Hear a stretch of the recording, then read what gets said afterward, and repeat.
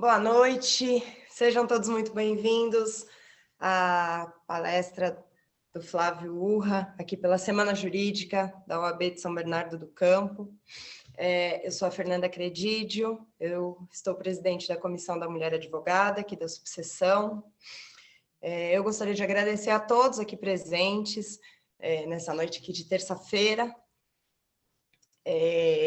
Principalmente eu gostaria de agradecer ao nosso presidente, o Dr. Luiz Ribeiro, por mais uma vez estar apoiando a nossa comissão, e com isso dando voz às mulheres. Essa noite, o nosso palestrante é o Flávio Urra. Ele é coordenador do projeto E Agora José. Hoje ele está aqui com a gente com a palestra Homens no Enfrentamento à Violência contra a Mulher. Ele é psicólogo e ele é sociólogo. Esse projeto, E Agora José, ele leva homens autores de violência a se reunirem em grupos e discutirem sobre a temática da violência contra a mulher. Eu, pessoalmente, eu acredito muito nesse programa por causa dos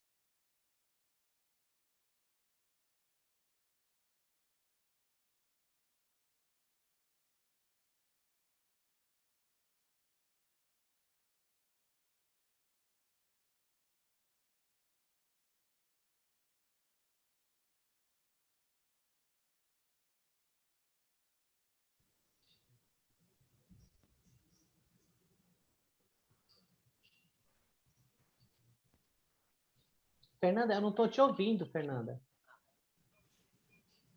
Eu não consegui te ouvir. Oi? Travou Ninguém o teu me áudio. ouviu? Oi? Travou o seu áudio, nós não ouvimos. Então tá bom. Vou começar de novo. Não tem problema. Bom, vamos lá. Vamos começar de novo. Boa noite a todos. Vocês estão me ouvindo agora? Tá tudo certinho? Sim. Oi? Sim, agora tá bom, Fernanda. Agora tá bom. Então tá bom. Boa noite, Fernanda, você me apresentou e depois o seu áudio parou. A gente não ouviu o final da sua fala. Tá. Então tá bom. Então, ó, eu vou passar a palavra para o Dr. Luiz, para ele fazer as considerações iniciais. E logo depois a palavra é sua, Flávio. Então tá bom, obrigado. Estão me ouvindo bem? Ouvindo, Sim. Fê? Tá? Então tá jóia. Boa noite a todas, boa noite a todos. Boa noite, Flávio. Obrigado pela presença, pela participação. A nossa 39ª subseção é uma honra contarmos com essa brilhante palestra, ainda mais depois desse trabalho fantástico que a doutora Fernanda Lopes Credidio, junto com a deputada Carla Morando, junto com a doutora Daniela, da 5ª Vara Criminal, conseguiram, junto ao Tribunal de Justiça, a Vara Especializada de Combate à Violência da Mulher. Então, num mês onde teve essa grande vitória, no dia 11 de agosto, Dia da Advocacia, nada melhor do que essa palestra para que possamos trabalhar em conjuntos. Eu acho que é uma preocupação grande.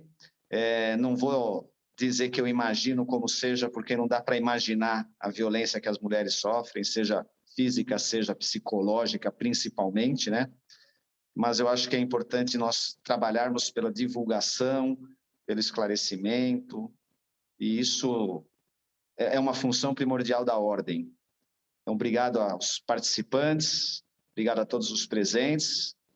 Falei para a Fernanda, infelizmente eu estou num outro compromisso, mas não podia deixar de fazer a abertura dessa palestra, que é muito importante para as mulheres. É uma bandeira que nós temos na nossa gestão, o respeito às mulheres, a equiparação. Aqui não existe cota, aqui a competência é reconhecida, independente de cota. E a competência que nós temos na nossa subseção é que ela é composta por mais mulheres do que homens nas comissões. Isso mostra que as oportunidades são dadas, é só querer trabalhar. Obrigado. Flávio, é contigo. Boa noite.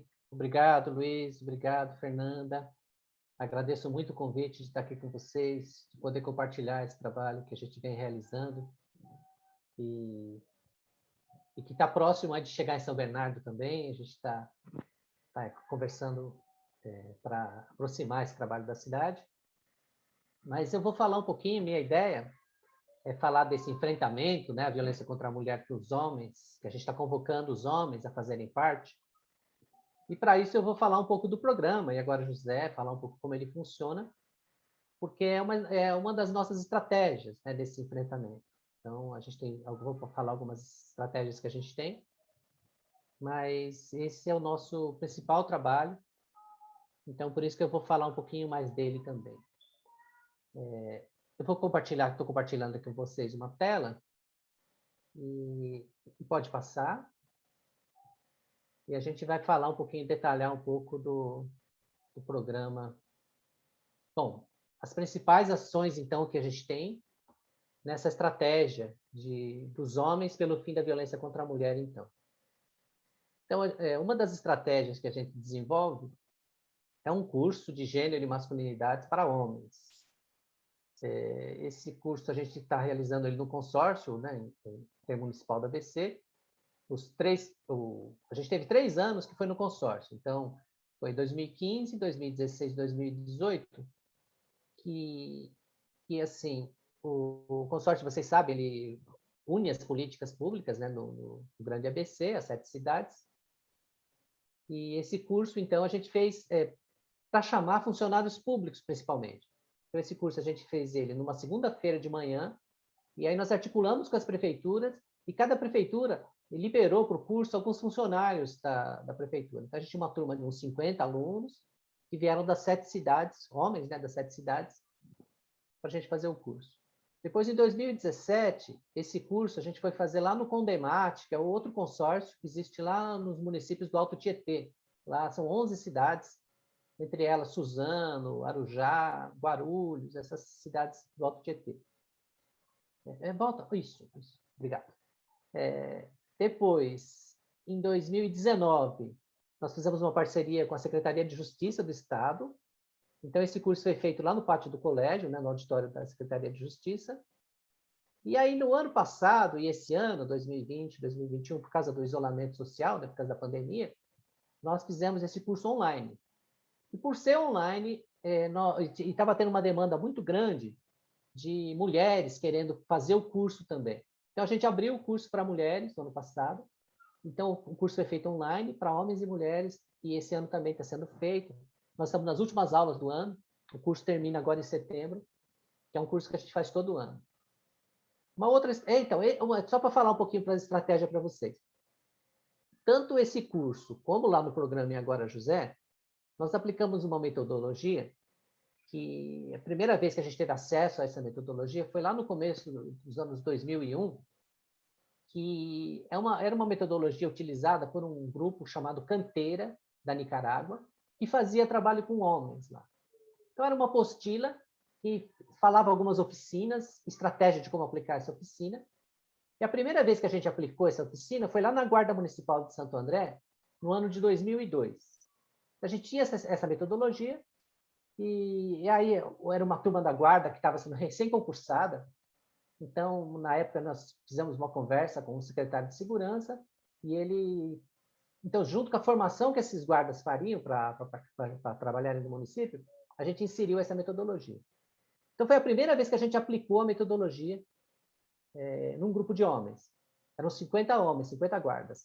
E o efeito foi muito impactador. Assim. Nós sentimos, era uma semana inteira a gente aplicando oficinas, eram 12 oficinas, e o resultado foi muito importante. Quando chegou no final do curso, a gente viu como que a fala dos homens estava potente, como a fala dos homens estava assim, falando em direitos humanos, falando sobre ética, sobre compromisso ético-político. Então, assim, eles sentiram, né, a potência do curso e estavam questionando posições até deles mesmos ali, estavam identificando que entre eles tinha uma prática de bullying com alguns guardas. Então, eles começaram a identificar e a gente percebeu que tinha na mão uma ferramenta poderosa, né, uma ferramenta... Só que, assim, toda a nossa dificuldade nesses anos todos, desde 2002, a gente aplicou a primeira vez. Desde 2002, então, a gente vem tentando fazer grupos de homens para aplicar essa metodologia e a gente não consegue. Não consegue. A gente faz parcerias, a gente tenta, os homens não aderem, os homens não ficam no curso. Então, a gente conseguiu duas estratégias. Uma foi o programa E Agora José, que depois eu vou falar mais, mas os homens são obrigados a participar. Os homens eles recebem uma pena alternativa, então eles são obrigados a participar. Então, esses a gente não tem como fugir.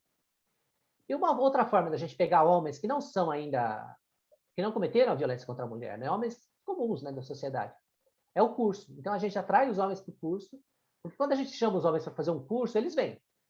Né? Então, eles vêm fazer o curso, aí a gente aplica a metodologia neles e aplica a parte teórica. Então, esses homens, a gente quer, né, a política nossa é transformar esses homens em multiplicadores de ações pelo fim da violência contra a mulher. Aí os homens fazem o curso e, geralmente, no final, tem um impacto muito grande nesse...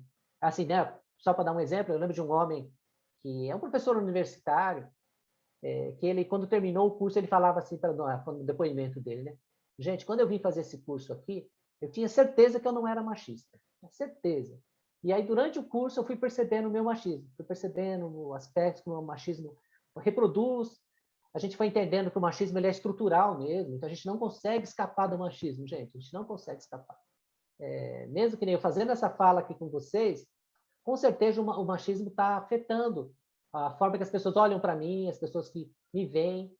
Então, as pessoas olham diferente para um homem do que olham para uma mulher, sabe? Os homens, as pessoas, a sociedade em geral, olha diferente. Então, a gente é atravessado pelo machismo e é muito difícil a gente escapar desse lugar. Eu sempre coloco assim, que a gente faz um trabalho contra o machismo, mas eu cresci no machismo, eu vivi a vida inteira no machismo, e a gente faz um trabalho para diminuir esse machismo, para a gente se tornar menos machista, mas eu continuo me beneficiando desse machismo, né? Eu continuo sendo visto como homem. No meu caso, eu sou um homem branco, então eu vou tendo o privilégio de ser homem branco, de ter universidade.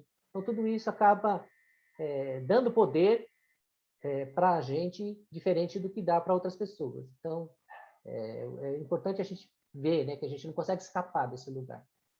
E por isso que a gente tem que fazer o tempo todo, que nem, para mim, as ideias machistas ainda vêm na cabeça, e eu sempre faço um movimento, a gente sempre reflete, e por isso que a gente fala de grupo de reflexão. Aí eu penso nessas frases machistas que vêm na minha cabeça, nas performances machistas que vêm na cabeça, e eu desconstruo isso. Eu penso, não é assim, olha, não é isso que está acontecendo. A gente ouve uma música, a gente fala, olha, essa música está sendo machista por causa disso, disso, disso. A gente ouve uma piada. Então, a gente faz essas reflexões, e isso que faz a gente romper com o machismo. Né? Porque, como a sociedade é estruturada, o pensamento machista ainda vem, assim como o pensamento racista também. Ele vem de pronto, né, para nós. Uma outra estratégia que a gente tem é criar os fóruns de gênero e masculinidade. Então, a gente cria fórum, que é um lugar de união de pessoas que querem discutir o tema. Então, a gente tem um fórum de gênero e masculinidade do Grande ABC, o fórum do Alto Tietê, tem um fórum da Baixada Santista e o fórum paulistano, que é o fórum da cidade de São Paulo. Em cada fórum desse, então, várias pessoas se juntam e discutem o que é, né, esse trabalho com homens, pensam em palestras, cursos, estratégias para divulgar essa ideia. Outro avanço que a gente conseguiu é dentro do consórcio intermunicipal, tanto do ABC como lá no Alto Tietê, é criar um GT, um grupo de trabalho de gênero e masculinidades. Então, a gente tem no ABC esse GT, que tem um representante da cidade de São Bernardo, um representante de Santo André, cada cidade manda um representante, e lá no consórcio procura desenvolver políticas. Inclusive, é importante dizer para vocês que lá no consórcio tá sendo montado um programa regional, igual esse do Iaguara José. Então, é um programa regional que chama SERH, que é Serviço de Educação e Responsabilização de Homens, que vai ser regional, vai atender o ABC inteiro, com um trabalho muito parecido com o do Iaguara José, né? Baseado no Iaguara José. Uma outra estratégia que a gente tem, que todos os anos nós desenvolvemos, é a campanha do Laço Branco, uma campanha de homens pelo fim da violência contra a mulher. Então, essa campanha a gente realiza de 25 de novembro, que é o Dia Internacional, né, pelo fim da violência contra a mulher, até o dia 6 de dezembro, que é o Dia Nacional de Homens pelo fim da violência contra a mulher.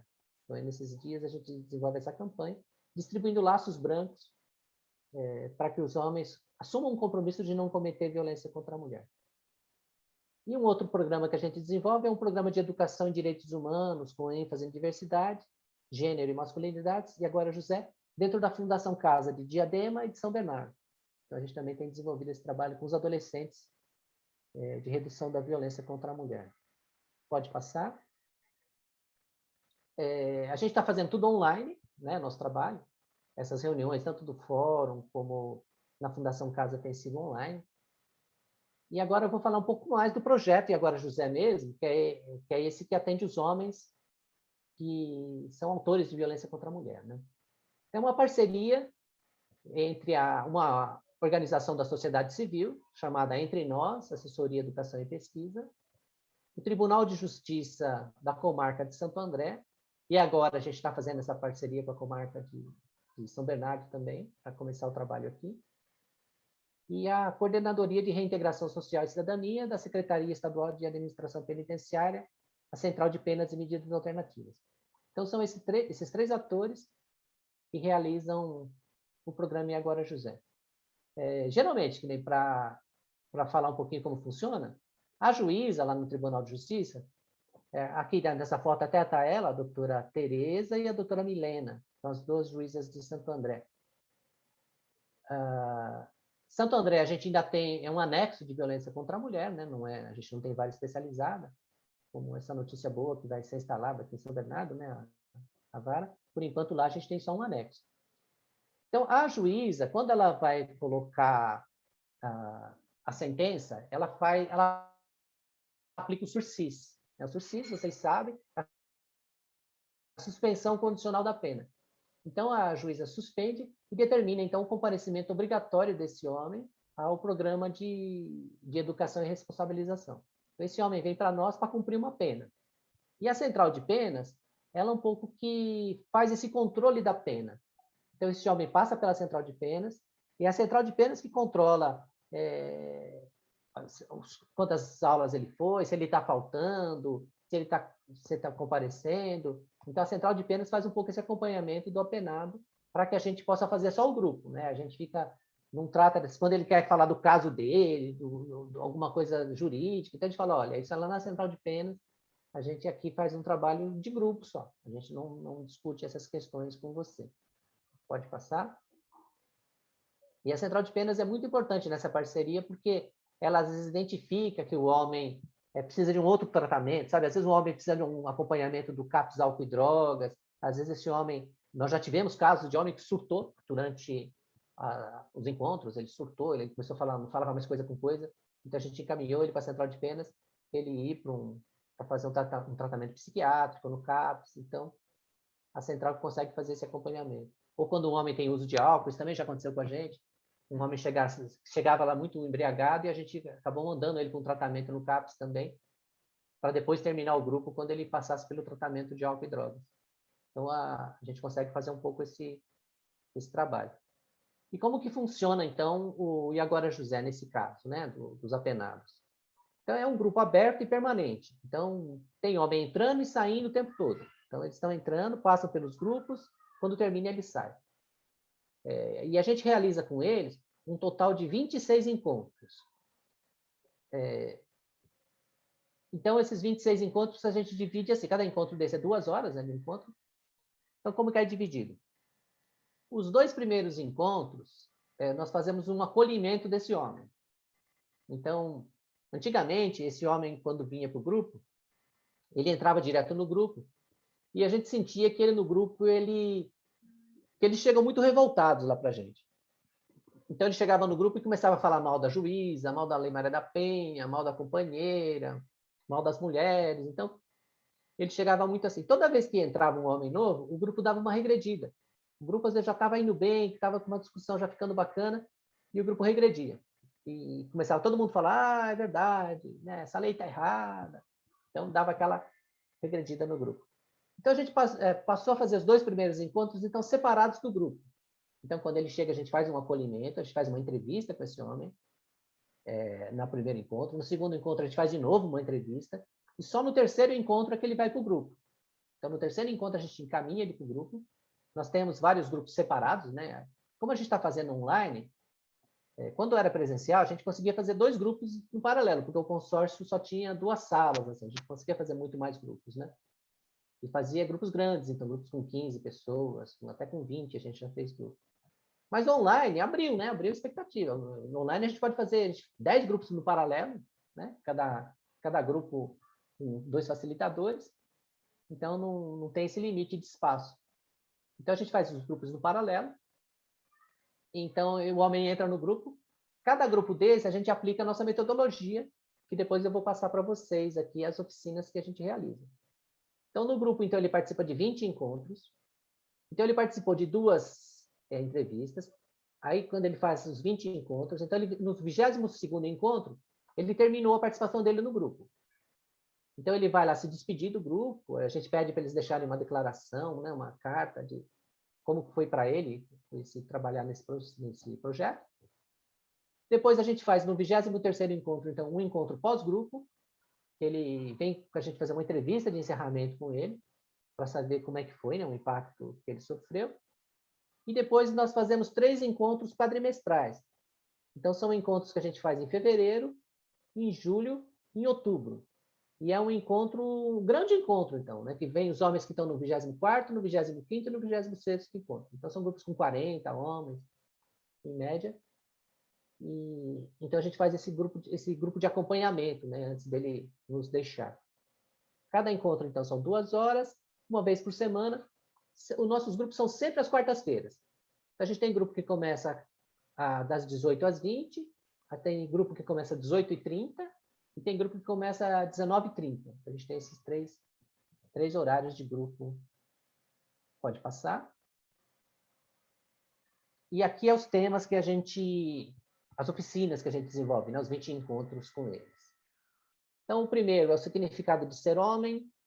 Depois, o segundo, divisão de tarefas masculinas e femininas, profissões masculinas e femininas, como nos tornamos homens, os efeitos do nosso modo de ser homens, a violência nos jogos infantis, a luta pela vida, violência contra a mulher, é possível uma vida menos violenta, a discriminação exercida pelos homens, a discriminação sofrida pelos homens, minha vida de João, coisas de homem versus coisas de mulher, nasce um bebê, estereótipos em debate, a honra masculina, comportamento de risco, não violência ativa, diversidade sexual e violência sexual.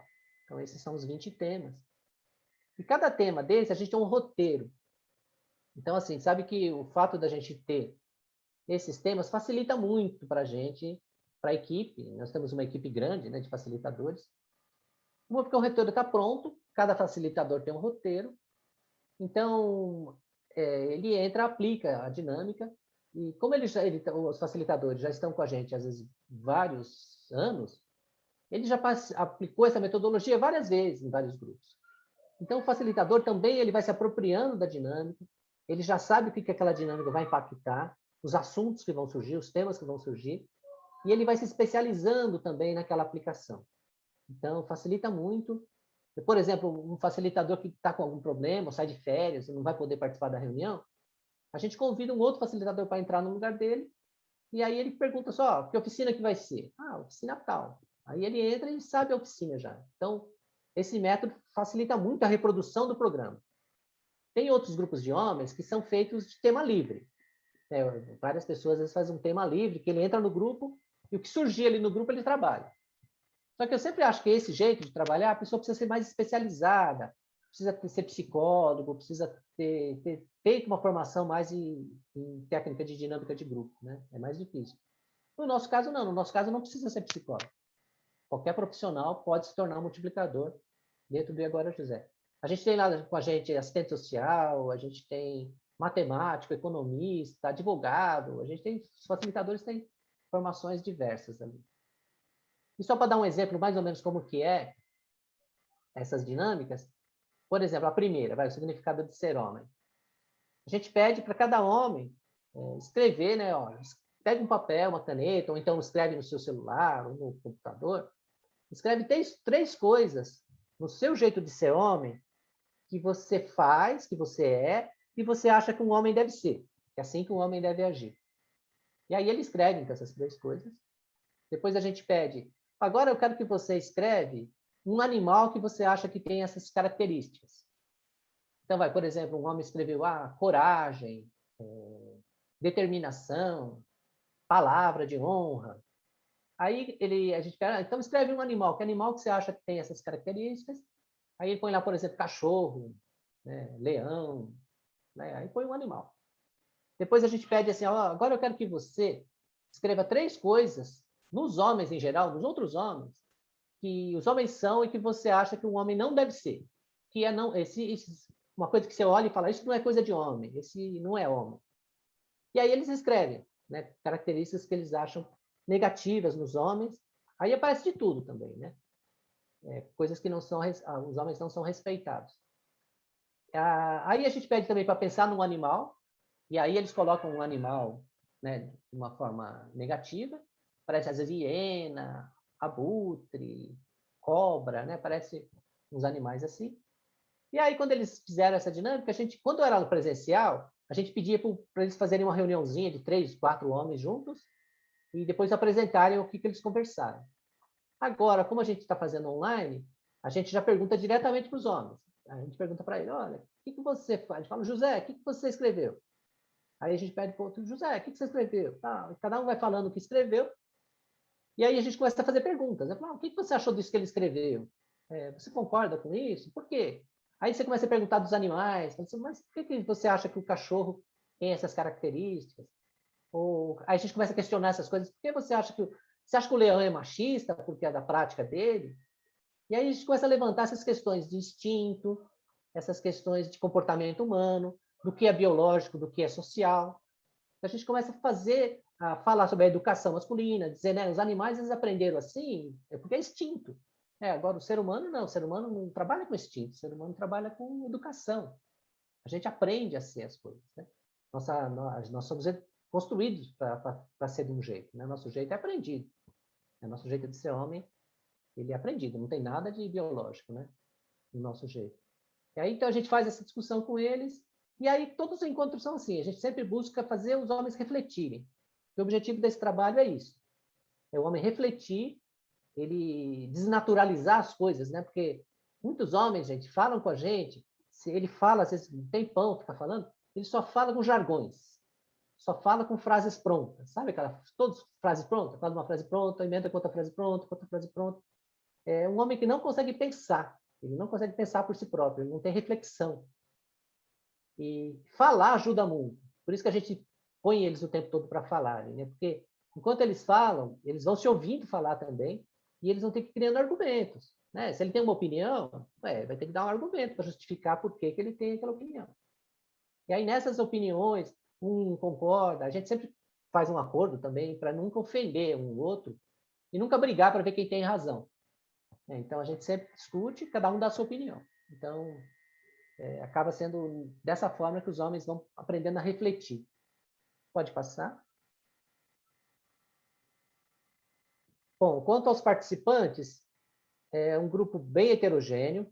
Então, tem homens, o mais novo que já chegou para nós lá com 20 anos, e o mais idoso com 95 anos. Então, a gente tem bem diverso. Categorias profissionais também diversas, tem trabalhador autônomo, tem trabalhador formal, empresário, policiais, advogados, jogador de futebol. A gente já teve muitos participantes. Então, o facilitador tem que ter muito traquejo para poder descobrir qual o ponto daquele homem que ele tem que despertar, né? Porque às vezes tem homens com mais recursos internos e rapidinho ele percebe. Às vezes um homem negro, por exemplo, que é muito discriminado na sociedade, ele consegue entender as discriminações que uma mulher sofre mais fácil.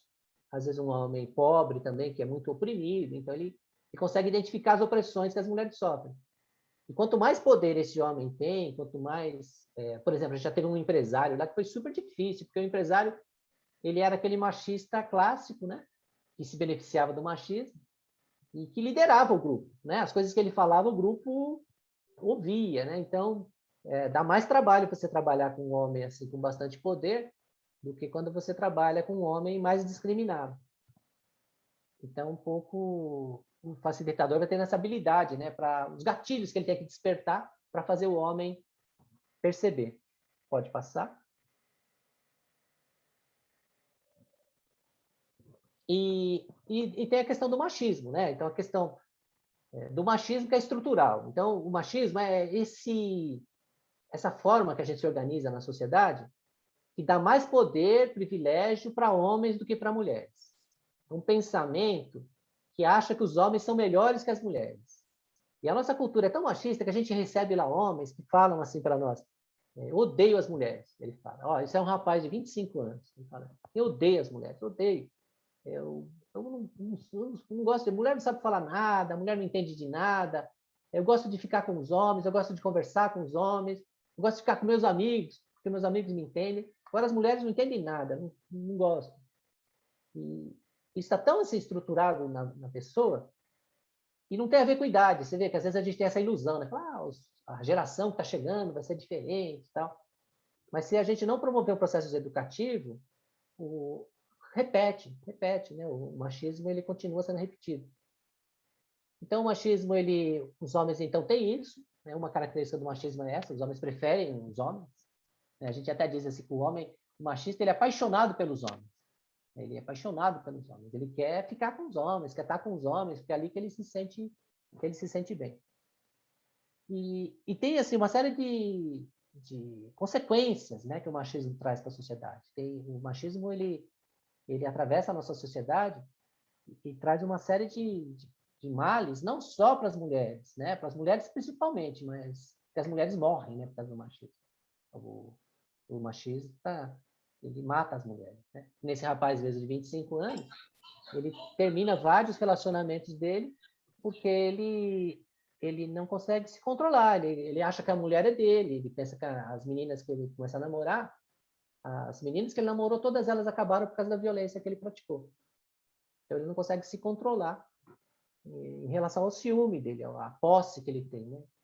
O desejo ele acha que a mulher é dele, né? Ele acha que ela é dele. Então, ele tem muita dificuldade de entender e de respeitar as mulheres, né? Pode passar? Então, e tem uma série de consequências que a gente percebe nesses homens que machistas, né? Que o machismo ele faz. Uma delas é essa dissociação que existe entre afeto e sexo, que muitos homens acabam desenvolvendo. Porque na nossa construção de homens, né, na nossa construção social de homens, tem um momento da nossa vida que a gente é inserido no grupo de meninos.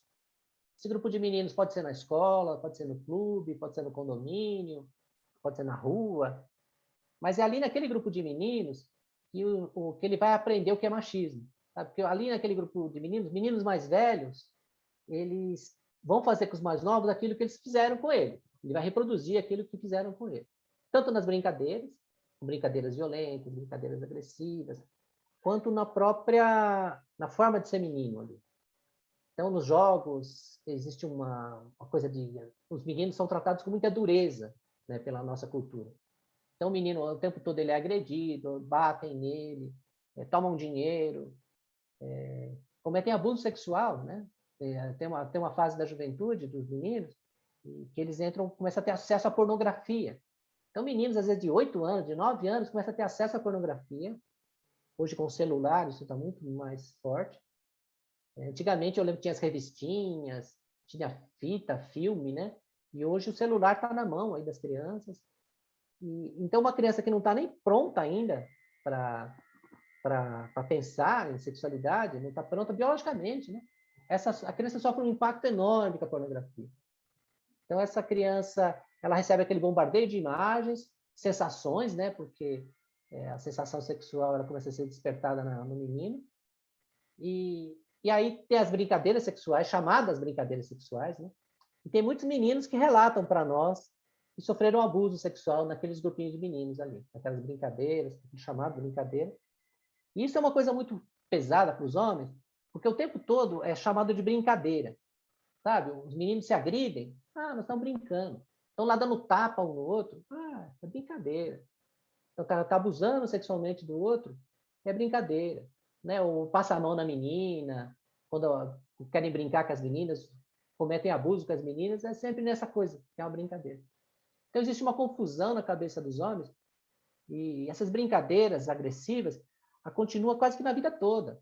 Tem trotes, né? O Senai, o pessoal que fez Senai fala das brincadeiras violentas que os meninos faziam uns com os outros, trote de universidade, no exército, a violência que os meninos passam lá dentro do exército. Então, tem uma série de violências que são naturalizadas entre os homens, o jeito de tratar. E os homens acabam desenvolvendo, então, uma dissociação entre afeto e sexo. Porque como ele constrói a sexualidade dele baseada na pornografia, não é como uma pessoa real. Né? Que a pornografia é um filme, é uma pessoa que não existe, né? Ela não existe, não é real. E isso impacta a mente da criança. Muitos homens se tornam viciados, né, em pornografia e muitas vezes não conseguem nem sentir prazer na companheira que está ali, ou no companheiro, né, se for uma pessoa gay, mas não consegue ter nem prazer porque ele depende da imagem. Ele quer estar assistindo um filme pornográfico, ele precisa da imagem para ter prazer. E isso acaba dando até disfunções sexuais nos homens. Ou então isso, né? O homem que, de repente, ele consegue ter mais prazer com as prostitutas do que com a companheira. Porque a companheira, ele fica desassocia. Então, quando ele começa a ter afeto, ele não consegue ter sexo. E se ele tem sexo, ele não consegue ter afeto. Né? Então, e fica muitas vezes violento. Né? Muitos homens são violentos até no sexo. Né? O sexo é um ato de violência. Então, acaba dando uma série de consequências negativas para os homens. Pode passar? Uma outra consequência também é o comportamento de risco. Então, os homens, eles acabam se arriscando para provar que é homem. Né? A gente até usa, tem uma das dinâmicas que a gente faz no grupo de homens, que é sobre a honra masculina. Que os homens têm um imaginário da honra, sabe? Ah, você tem que ser honrado. E a concepção de honra é totalmente diferente quando você pensa em honra para uma mulher do que honra para um homem. Quando você fala o que é uma mulher honrada, você vai ver que está ligada às questões sexuais, a não práticas sexuais. Né? É uma dona de casa e mãe. Agora, quando você fala de um homem honrado, por exemplo, na questão de prostituição, um homem honrado pode ir para uma casa de prostituição e sair de lá e todo mundo continua respeitando ele. Ele não perde a honra dele. Tem várias reuniões, né, quantas empresas por aí que eu já trabalhei, que as reuniões não eram feitas na casa de prostituição. Então, é uma prática dos homens e o homem continua honrado. Ele não perde a honra dele. O homem perde a honra quando? Aí a gente trabalha isso muito com os homens. Às vezes tem homem que fala que perdeu a honra por causa que a filha dele saiu com outra pessoa, fez sexo com alguém. Então, parece que a filha desonrou. Ou que a companheira teve um caso extraconjugal, aí perdeu a honra. Então, é como se a honra dos homens tivesse a ver com o comportamento das mulheres. Né? Então, os homens, então, e essa honra de ser macho, aquela dizer, você não pode dizer que ninguém é covarde. Né? Então, tem homens que matam ou morrem para provar que são homens, né? Para manter a honra masculina. Então, os homens têm um comportamento de risco. No trânsito, a gente vê muito isso, né? Um carro ultrapassa o outro, aí ele sai correndo, quer ultrapassar também. Xinga, né? Para no vidro, do lado do vidro, xinga a pessoa e grita com a pessoa. Ou essa coisa de pular, né? Pula de cima de uma ponte, pula de cima, anda de cima de um muro. Tudo práticas que são comportamentos de risco, fora os outros comportamentos de risco, né? O uso de álcool e drogas, que também são comportamentos de risco. O próprio uso da máscara, né? A gente está vivendo isso agora na pandemia. A gente vê, vocês podem perceber que é muito mais o número de homens que se recusam a usar máscara e andam de um comportamento de risco em função, muitas vezes, do machismo que eles aprenderam na nossa cultura. Pode passar?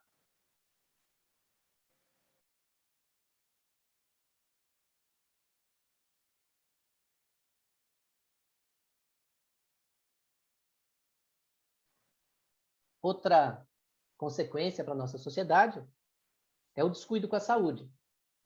Então, como os homens não podem demonstrar fraqueza, os homens não podem demonstrar sensibilidade, os homens também não procuram médico.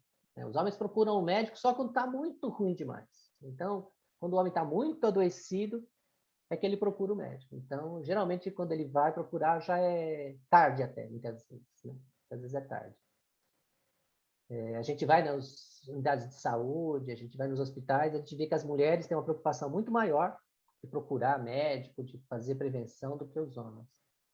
Isso está tão naturalizado que os próprios homens, os médicos já não, também tratam os homens desse jeito, sabe? Eu mesmo já fui médico que falava desse jeito, não, que é isso, não precisa fazer isso não, não precisa fazer essa prevenção não, isso é bobagem, né? Se você tiver um problema, você me procura. Então, assim, meio que até a gente não é considerado dessa forma. A gente é tratado sempre essa lógica, né?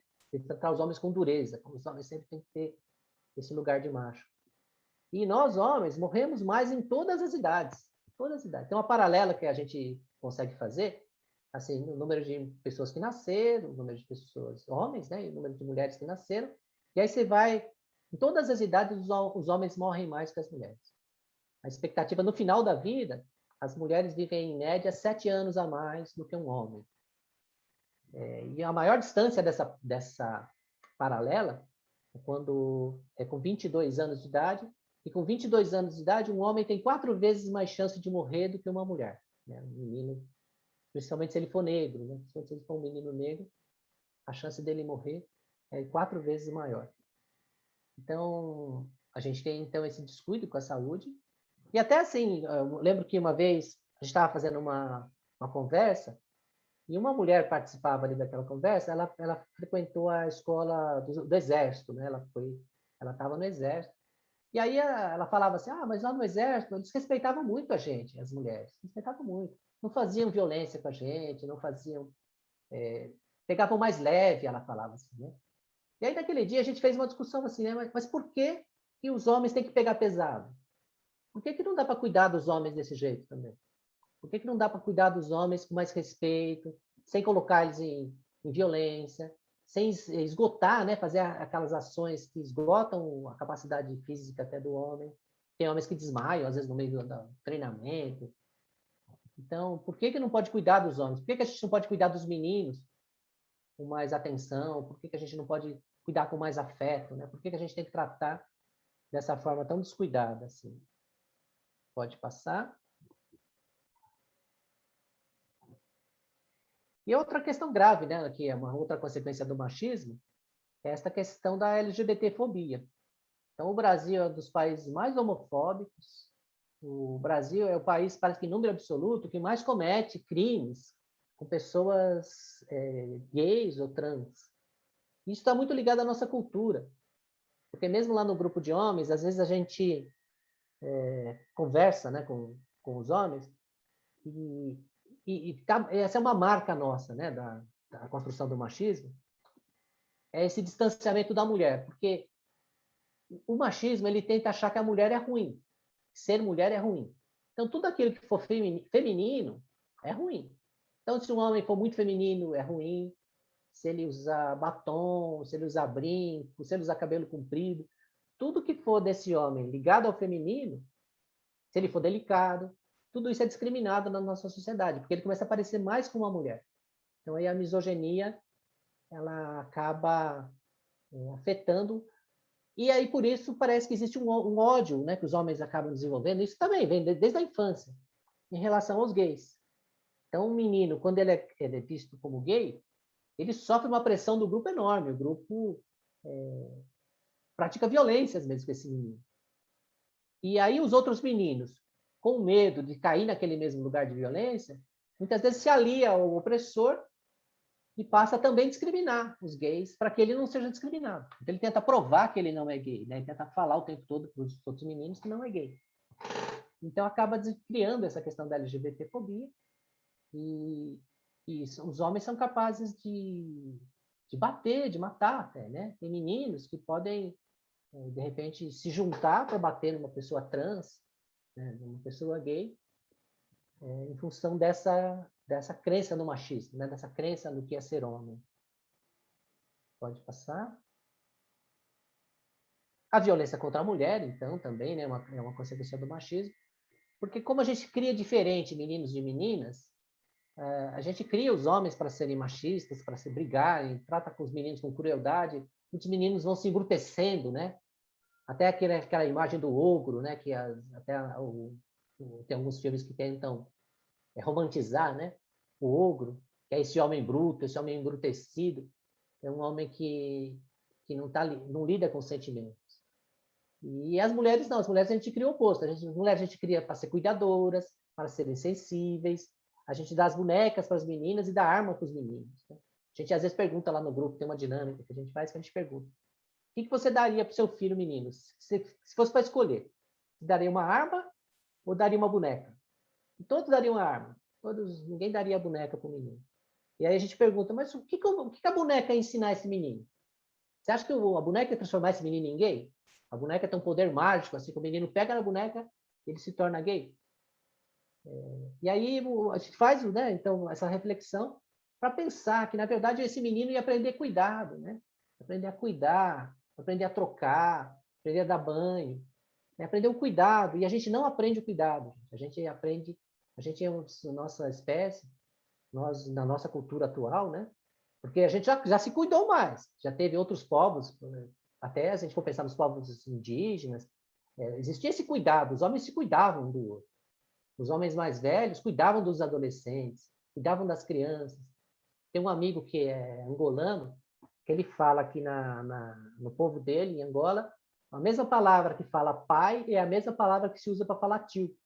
Então, não existe uma diferença. Então, todos os homens são uma espécie desse pai e tio que vai cuidar dele. Então, mas na nossa cultura machista, não. Cuidado a gente desmerece o cuidado. Então, a gente tem homens que tratam o filho, o homem, brutalidade, e a menina trata com docilidade.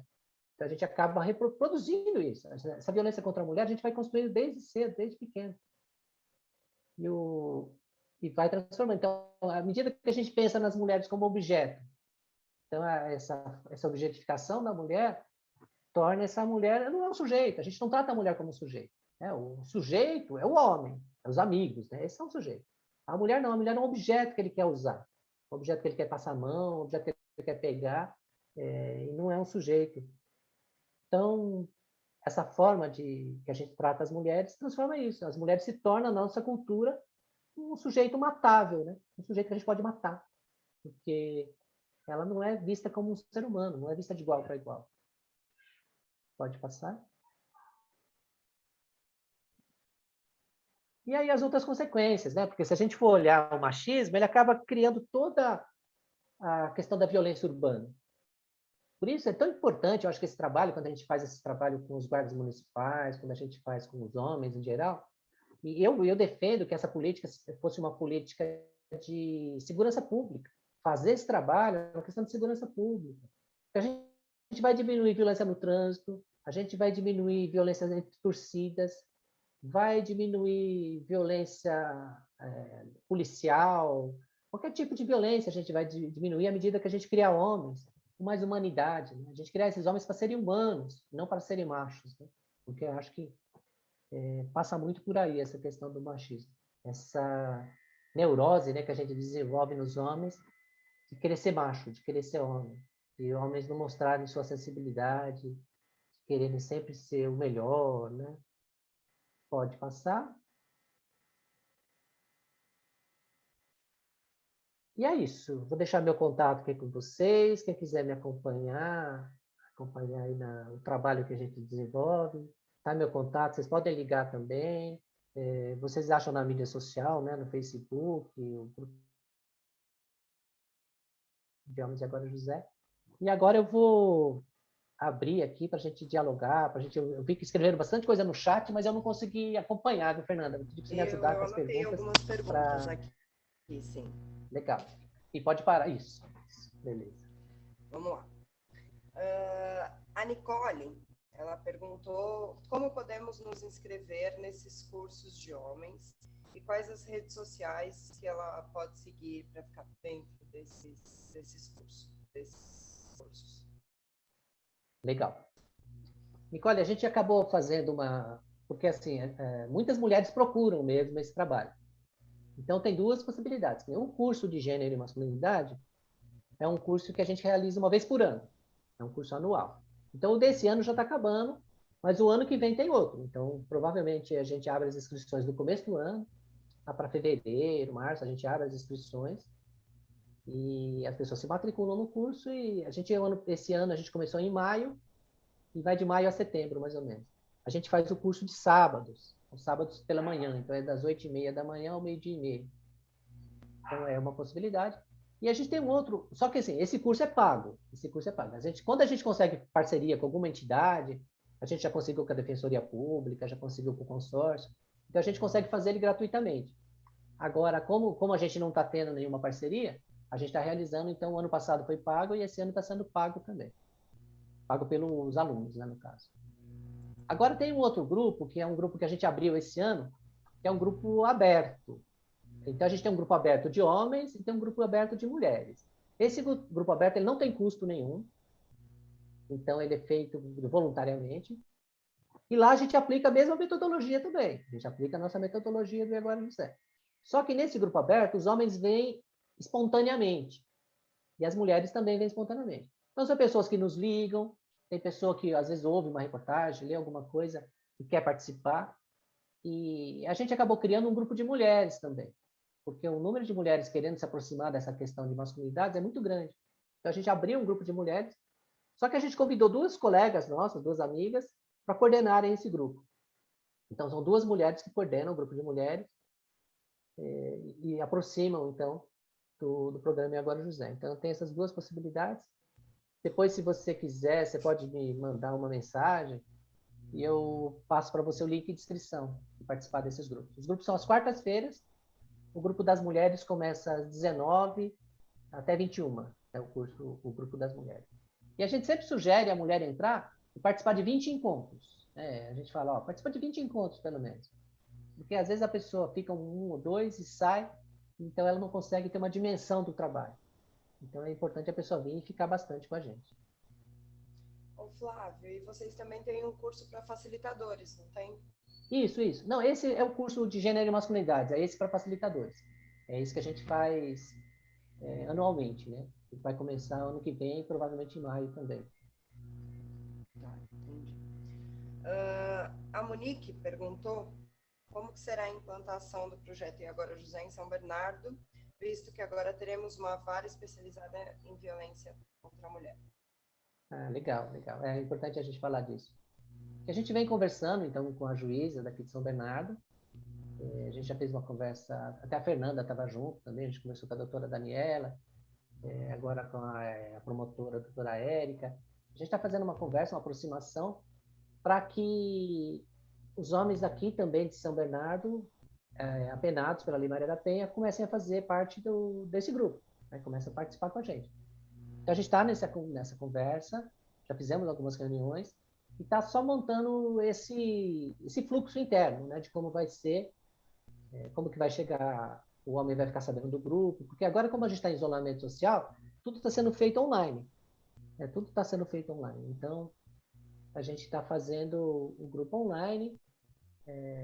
Então, a gente está pensando de que forma que o homem vai nos achar, que ele vai procurar, ele vai ligar. A gente dá um telefone, geralmente, né? A gente disponibiliza um telefone, e esse homem vai ligar para esse telefone, marcar a participação dele, começar a participar com a gente. Mas até a gente suspendeu um pouco agora a implantação em função da vara que vai ser instalada. Porque a gente estava já nessa conversa antes de ser vara especializada.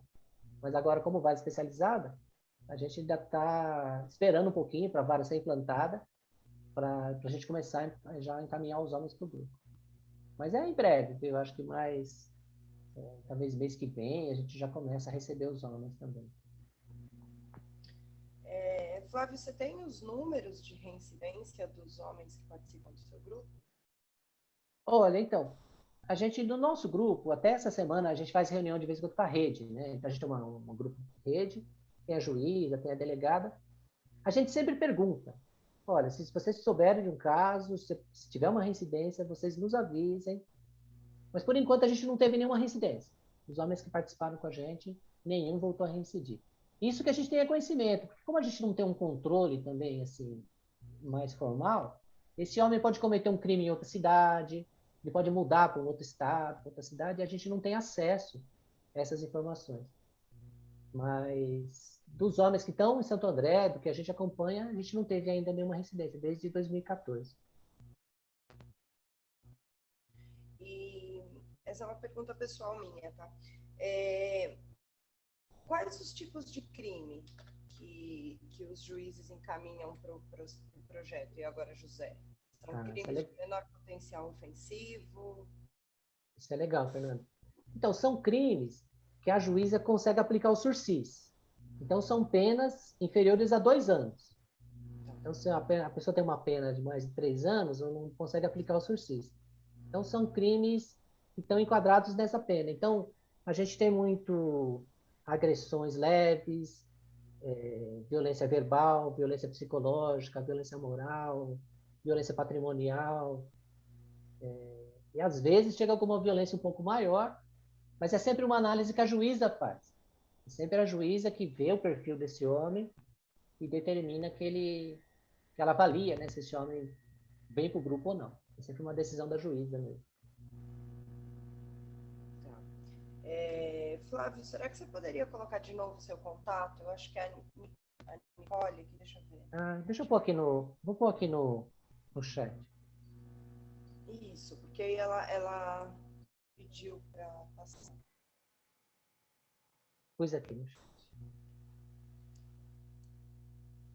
Aí quem quiser eu passo o link depois para fazer a inscrição no nossos grupos. Tem também Kian. Ela gostaria de saber mais sobre as dificuldades de engajar os homens nos trabalhos preventivos antes da obrigação posta aos autores de violência. Esse é o nosso nó, né, Fernando? Esse é o nosso principal nó. É como engajar os homens nisso, né?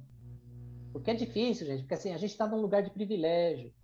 Então, a gente, às vezes, não consegue nem perceber. Tem um texto, né, que tem uma teórica, Ravazzola, que ela fala assim, você não vê, é o duplo cego, né? Você não vê e você não vê que não vê. Então, você é um duplo cego. Então, não é, a pessoa não vê, mas também não vê que não vê. Então, ela não consegue ter noção do que está acontecendo isso com ela. Ela não consegue ter noção do machismo dela. Outro dia, um rapaz que me viu assim numa live, né, que ele me convidou e falou, olha, Flávio, eu tenho um grupo de amigos que a gente fez poli juntos, né? A gente está tudo na faixa de 60 anos. E a gente está se reunindo uma vez cada 15 dias, a gente faz uma reunião entre nós, assim. E eu queria fazer essa discussão com eles lá. Você topa ir lá para a gente, né? Aí eu falei para ele, olha, o ideal é a gente fazer um trabalho contínuo. Porque nenhuma palestra é pouco, o efeito é muito pequeno. A gente tem que fazer um trabalho gradual e para o homem ir aos poucos. É diferente de uma mulher. Uma mulher, você fala um trabalho como esse, faz uma palestra como essa, ela na hora já se toca, já percebe se ela está sofrendo violência, se ela está num relacionamento abusivo. E os homens não. Os homens você precisa fazer um trabalho gradual para ir aos poucos e percebendo essas questões. E aí eu fui na reunião deles, né? Aí ele me convidou, eu fui na reunião deles. Aí eu apresentei o trabalho que eu estou fazendo aqui com vocês e falei para eles, olha, se vocês quiserem, a gente tem aquele grupo aberto, a gente insere vocês lá e a gente faz uns encontros. Eu queria que vocês fizessem uns 10 encontros com a gente, pelo menos, antes de pararem, né? Mas não ficaram, não ficaram. Só ele mesmo que tinha visto a live, que quis ficar, quer fazer o trabalho, mas ele tem uma companheira feminista, né? Então a própria companheira feminista acaba pressionando ele e ele faz o grupo com a gente. Mas os outros amigos, nenhum. E eles falavam assim, né? Eu lembro de um homem que falava assim, gente, olha, vou ser sincero com vocês. Eu não vejo essa discriminação que vocês tanto falam que existe. Eu não vejo. Ele falava. Eu nunca trabalhei numa empresa que pagasse diferente homem de mulher. Sempre paga um salário igual. A empresa não paga diferente. Então, ele tinha assim, a visão dele é que realmente não existe discriminação das mulheres. E até o contrário, né? Muitos acham que as mulheres estão a toda, né? Eles falam, não, as mulheres estão no poder, as mulheres é quem mandam aqui na sociedade. Em casa, quem manda é a mulher. Então, é muito difícil. E, olha, o homem não sai sozinho, gente, não sai sozinho. Às vezes a gente tem um desejo, né? Nosso desejo poliana é que os homens sozinhos, eles saíssem dessa situação de machismo. Não sai sozinho. Assim como uma mulher não sai sozinha de uma situação de violência, ela precisa da rede, ela precisa de apoio, ela não sai sozinha. E os homens também não saem. Os homens, se não participar de um grupo de reflexão, se não estudar o tema, se não aprender com as mulheres, ele também não sai dessa situação de violência também. Tem uma outra pergunta aqui, que está pedindo para você repetir a referência que você falou sobre o duplo cego, por favor. Gente, eu não sei se é possível, se não é possível, eu vou pedir para a Tamires liberar os microfones, se alguém quiser fazer a pergunta também, abrir a câmera, fazer a pergunta, ou só abrir o microfone, pode ficar à vontade. Se alguém puder fazer esse teste para mim, para ver se todos os microfones estão disponíveis.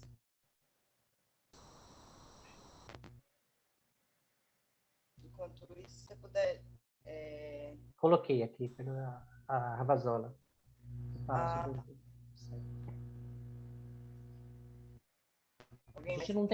gente só tem muito texto dela em espanhol, então a gente não tem muito texto em português dela. Mas ela é...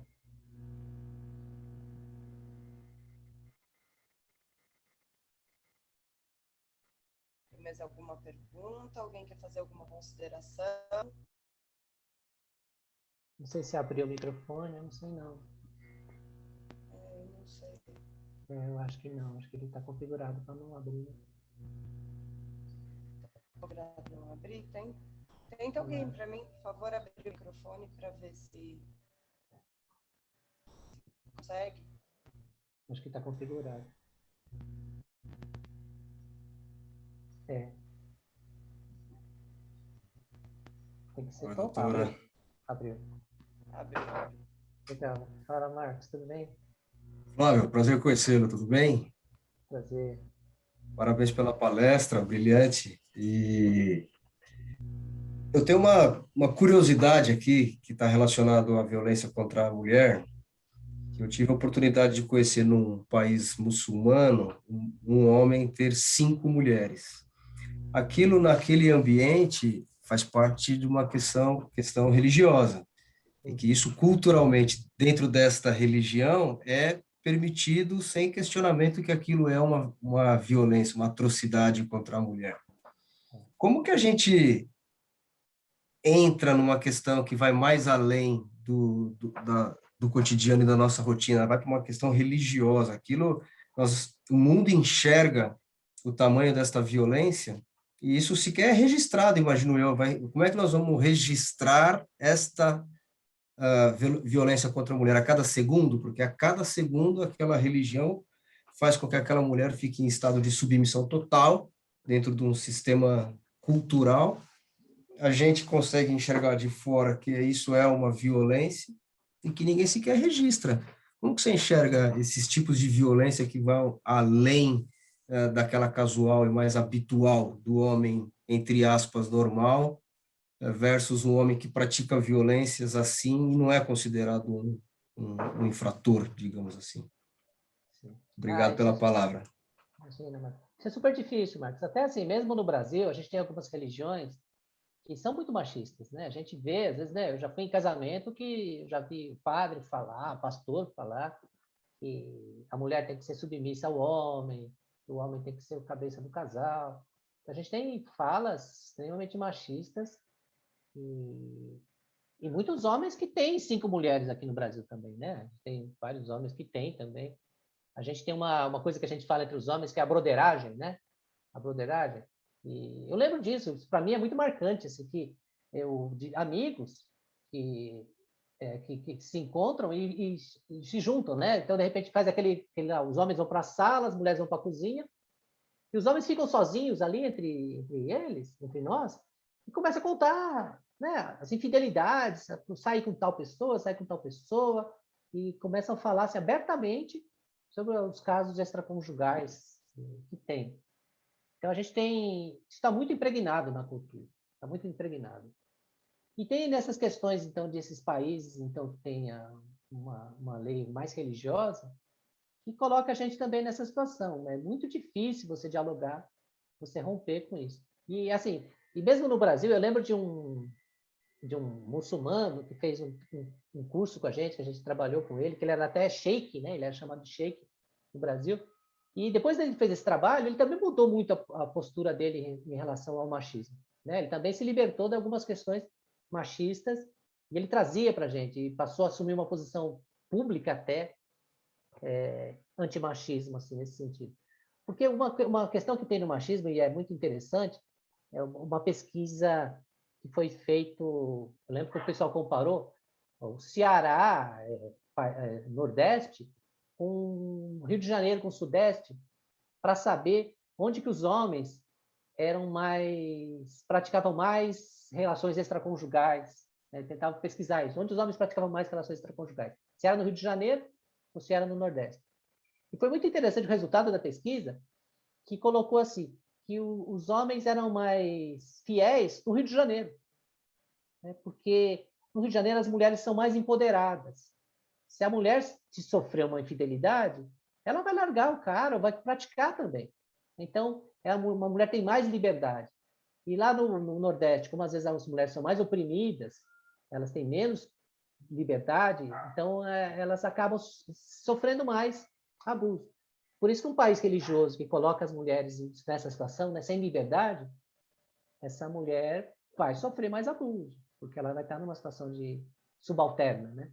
Ela não vai estar numa relação de igual para igual.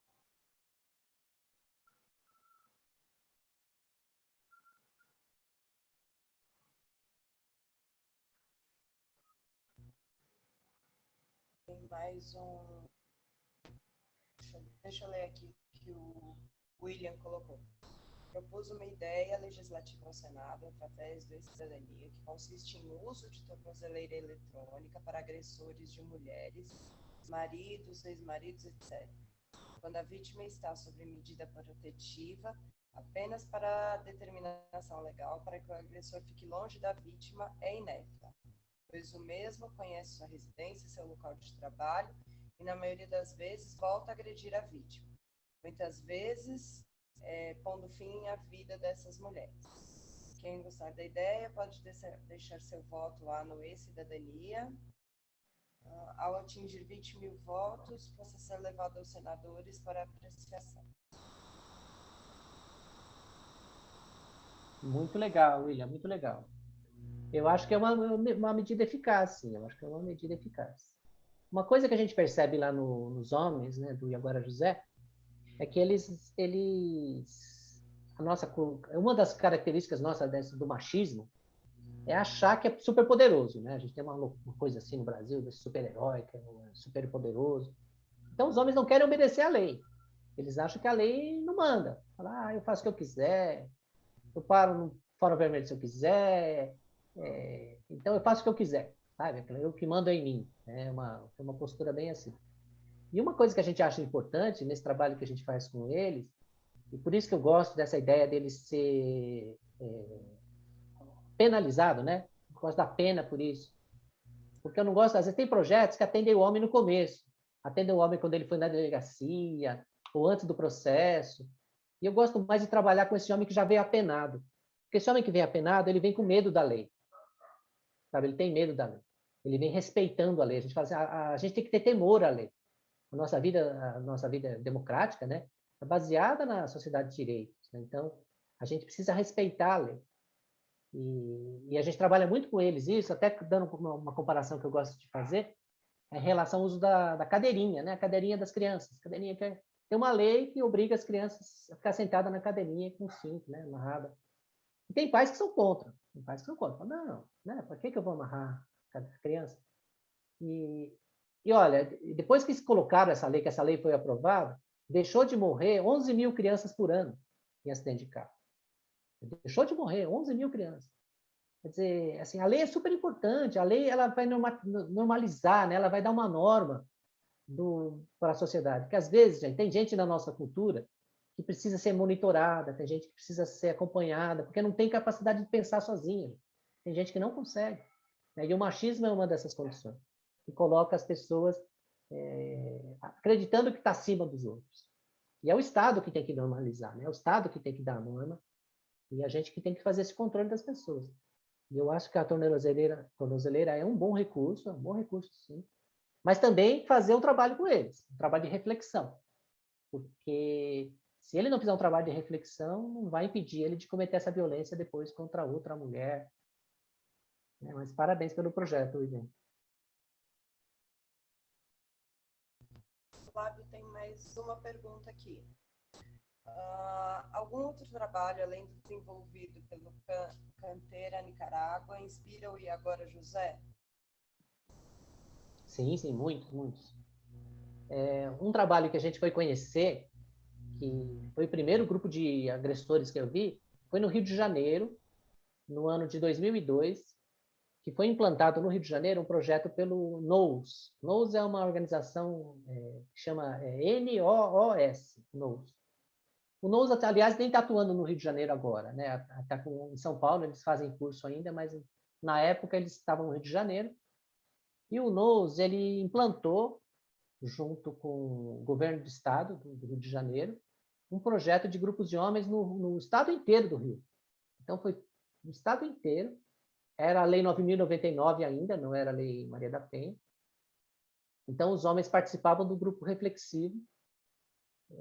E eu fui lá conhecer na época, né? Nessa época, em 2002, eu fui lá conhecer o grupo, assisti eles aplicando a metodologia, e de lá eu vim com essa certeza que esse projeto funcionava, né? Que esse trabalho funcionava. E aí a gente teve a nossa primeira experiência com um grupo de homens em São Paulo. Então, isso lá em 2002, né? A gente montou o primeiro grupo de homens nosso aqui. E com vários companheiros, né? Tinha o Sérgio Barbosa, que tem um trabalho... Eu trabalhei com o Sérgio Barbosa, a gente fez muito trabalho junto. Tem o falecido Leandro Andrade, que era um professor da PUC, que também nós fizemos o mestrado com a mesma orientadora, e lá que a gente desenvolveu muitas das teorias que a gente usa nos trabalhos com homens. Ele fez também lá um grupo de homens em São Paulo que chama Coletivo Feminista.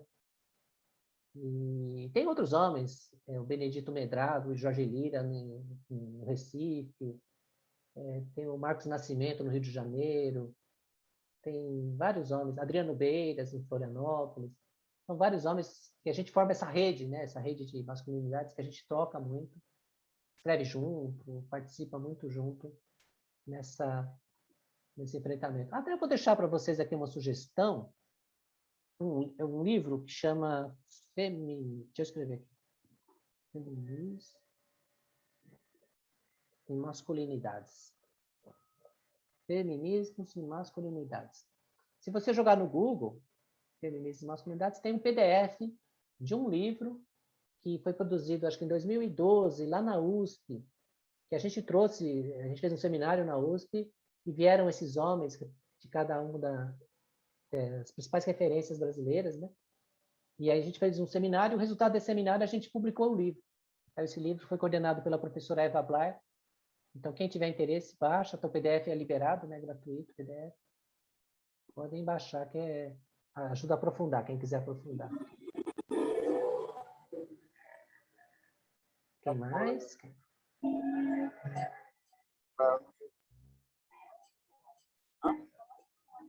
Alguém abriu o microfone? Quer falar, Elaine? Elaine está falando? Pode falar. Opa. Foi sem querer. Acho que foi sem querer.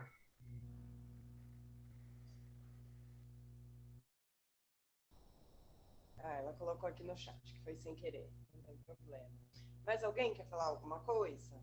Alguma pergunta, alguma dúvida, alguma consideração?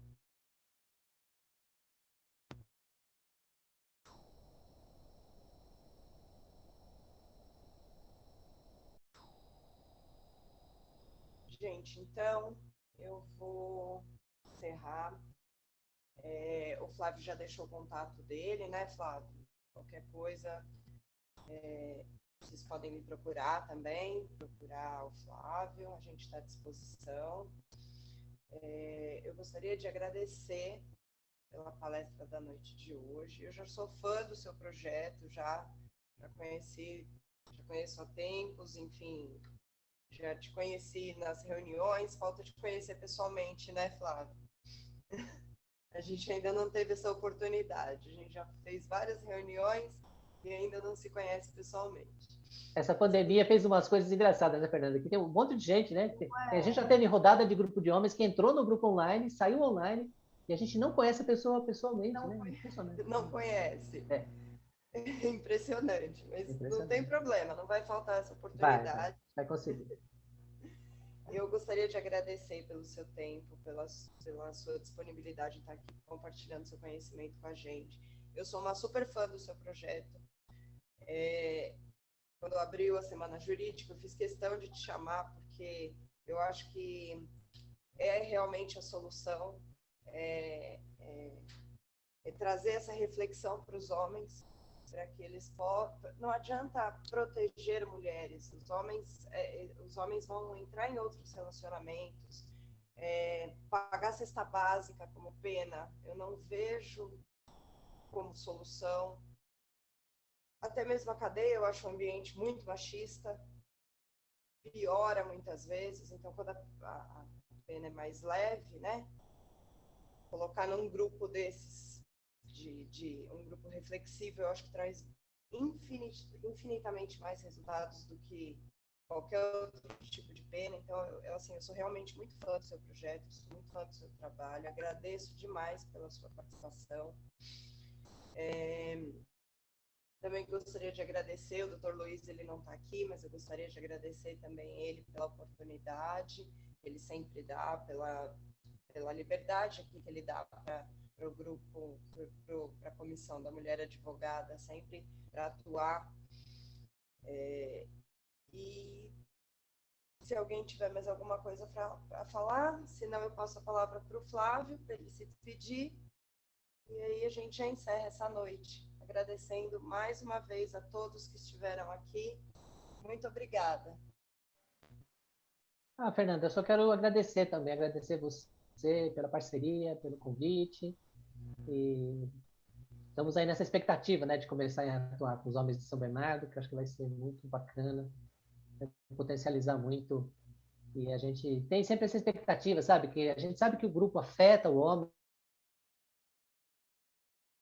pessoalmente, mas a gente, mais do que pessoalmente, a gente quer afetar a sociedade, a gente quer mudar uma prática social, a gente quer que os homens mudem as práticas, que não aceitem mais aquele sexo coisificado, que não aceitem mais os filmes pornográficos e as mensagens pornográficas do celular, nos grupos de homens, que não aceitem mais piadas machistas, sexistas, homofóbicas. A gente quer uma mudança de prática dos homens. E a gente acredita nisso, sabe? Que à medida que a gente vai conversando com os homens, eles vão percebendo, eles vão mudando e vão mudando as práticas, que é isso que a gente precisa, né? Que a gente melhora o mundo para todo mundo. Vai ficar melhor para as mulheres, mas vai melhorar para todo mundo. Obrigado, Fernanda. Valeu. Os homens vão criar filhos que já vão vir prontos, né? Eles já não vão passar por toda essa violência que os homens passam, né? Certo. Muito obrigada, Flávio. Obrigada a todos que participaram. E agora eu dou por encerrada a palestra de hoje. Obrigada, boa noite. Obrigado, gente. Boa noite.